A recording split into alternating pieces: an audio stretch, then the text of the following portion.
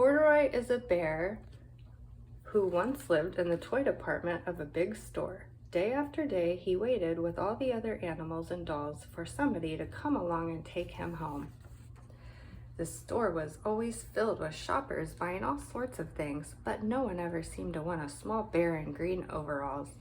Then one morning, a little girl stopped and looked straight into Corduroy's bright eyes. "Oh, Mommy," she said, "look, there's the very bear I've always wanted." "Not today, dear," her mother sighed. "I've spent too much already. Besides, he doesn't look new. He's lost the button to one of his shoulder straps." Corduroy watched them sadly as they walked away. "I didn't know I'd lost a button," he said to himself. "Tonight I'll go and see if I can find it." Late that evening, when all the shoppers had gone and the doors were shut and locked, Corduroy climbed carefully down from his shelf and began searching everywhere on the floor for his lost button. Suddenly, he felt the floor moving under him. Quite by accident, he had stepped onto an escalator, and up he went. Could this be a mountain, he wondered? I think I've always wanted to climb a mountain.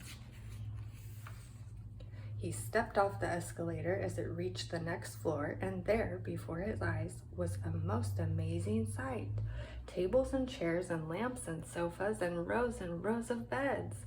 "This must be a place," Corduroy gasped. "I guess I've always wanted to live in a place." He wandered around admiring the furniture. "This must be a bed," he said. "I've always wanted to sleep in a bed," and he crawled onto a large, thick mattress. All at once he saw something small and round. "Why, here's my button," he cried, and he tried to pick it up. But, like all the other buttons on the mattress, it was tied down. He yanked and pulled with both paws until, pop, off came the button, and off the mattress Corduroy toppled, bang, into a tall floor lamp. Over it fell with a crash. Corduroy didn't know it, but there was someone else awake in the store. The night watchman was going his rounds on the floor above. When he heard the crash, he came dashing down the escalator. "Now who in the world did that?" he exclaimed. "Somebody must be hiding around here."